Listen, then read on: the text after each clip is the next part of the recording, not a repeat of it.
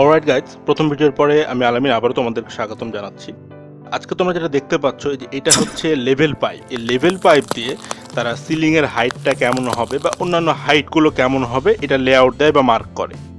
তোমরা লক্ষ্য করো, এই যে সিলিংয়ের পাশে যে নীল একটা দাগ দেখা যাচ্ছে, এটা কিন্তু লেভেল মার্ক করেছে তারা। ছাদ থেকে কতটুকু নিচে নেমে আসবে এই লেভেলটা তারা মার্ক করেছে সুতা দিয়ে। এই যে এখানে কিছু তোমরা চ্যানেলও দেখতে পাচ্ছ, এখানে তোমরা কিছু চ্যানেল দেখতে পাচ্ছ, এটাকে বলা হয় কিন্তু এটাকে এল চ্যানেল বলা হয়। ঠিক মার্ক বরাবর বা সুতা যে বরাবর তারা টেনেছে সেই বরাবর এগুলো কিন্তু আটকিয়ে ফেলেছে। লক্ষ্য করো তোমরা, এই লেভেল মার্কটা তারা কোন কালার দিয়ে করে বা কোন সুতা দিয়ে করে এটাও তোমাদেরকে দেখায়। চলো, এই যে তারা সুতাটাকে এরকম কালার করে ফেলে, সুতাটাকে তারা এরকম কালার, এবং এই যে এই নীলটা দিয়েই কিন্তু তারা লেআউট দেয়। এই সুতাটাকে তারা নীল কালার করে এবং এই কালার করেই তারা ওয়ালে এবং সিলিংয়ে মার্ক করে এবং সেই অনুযায়ী তারা ড্রিল করে চ্যানেলগুলো, আমি গতকালকে যে চ্যানেল তোমাদেরকে দেখিয়েছিলাম সেই চ্যানেলগুলো এখানে টি আকারে আটকে বা ঝুলিয়ে ফেলে। এই যে এই প্যাকেটটা তোমরা লক্ষ্য করো, এই প্যাকেটের মধ্যে কিছু কট সুতা আমরা দেখতে পাচ্ছি, এই সুতাগুলো দিয়ে কিন্তু লেআউট দেওয়া হয়। এবং নীল যে একটা নীলের কৌটা দেখতে পাচ্ছ, এই যে লক্ষ্য করো, এইটা অথবা উজালা দিয়ে তারা সুতার কালারটাকে ব্লু বা নীল কালার করে ফেলে, তারপরে তারা লেআউটটা দেয়। চলো দেখে নি কিভাবে এটা করে।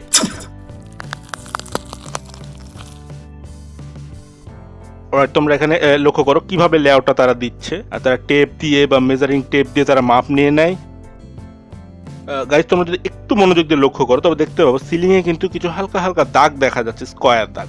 তো এই দাগগুলো কিন্তু তারা লেআউট নেওয়ার পরে দিয়েছে। এগুলো সাধারণত 16 ইঞ্চি পর পর বা 18 ইঞ্চি পর বা 24 ইঞ্চি পর পর দেওয়া হয় এবং এই বরাবরই হরিজেন্টাল লাইনে চ্যানেল যাবে এবং ছেদ বিন্দুগুলোতে ভার্টিক্যালি চ্যানেল হবে, যেগুলোকে তারা টি বলে থাকে। এবং গতকালকে যে চ্যানেলগুলো আমি কাটা দেখিয়েছি, একটু ভাঁজ করা ছিল, ওগুলো কিন্তু এখানে সেট করে দেওয়া হবে ড্রিল করার পরে।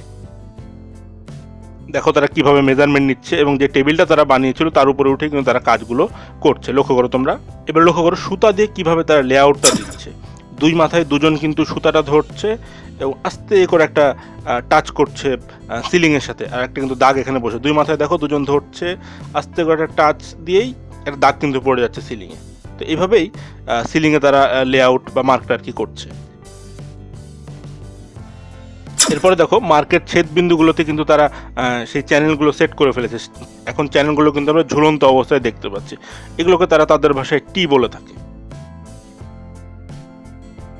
আমরা লক্ষ্য করো, এগুলো কিন্তু এখন ঝুলন্ত অবস্থায় আছে এবং এরপরে আমরা দেখতে পাবো ভার্টিক্যাল এবং এই হরিজেন্টাল চ্যানেলগুলো কীভাবে তারা সেট করেছে সিলিংয়ের মেজারমেন্ট অনুযায়ী। প্রথমত ছাদকে ড্রিল করে ফুটা করা হয়, তারপরে এখানে রয়্যাল প্লাগ দেওয়া হয় এবং রয়্যাল প্লাগ দেওয়ার পরে এগুলো স্ক্রু দিয়ে আটকিয়ে ফেলা হয়।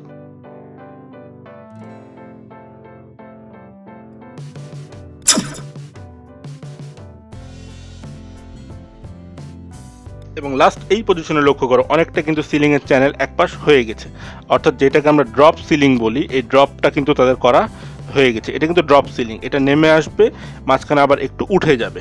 লক্ষ্য করো তোমরা চ্যানেলগুলো কীভাবে তারা সেট করে ফেলেছে এবং এর নিচেই কিন্তু বোর্ড সেট করা হবে।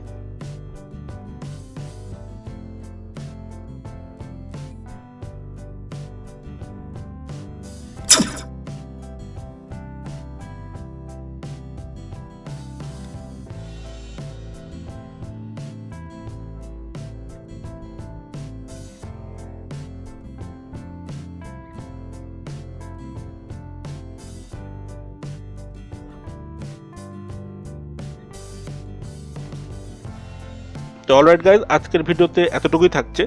এই বিষয়গুলো নিয়ে আমার অনেক কিছু ডিটেলিং যদি তোমাদের কোনো প্রশ্ন থাকে বা আরও কিছু জানার থাকে তোমরা আমাকে প্রশ্ন করতে পারো। আমি অবশ্যই চেষ্টা করব পরবর্তী ভিডিওগুলোতে এগুলো সমাধান দেওয়ার এবং এর পরবর্তীতে আবার আমি নতুন কিছু নিয়ে তোমাদের সাথে কথা বলবো। Thank you.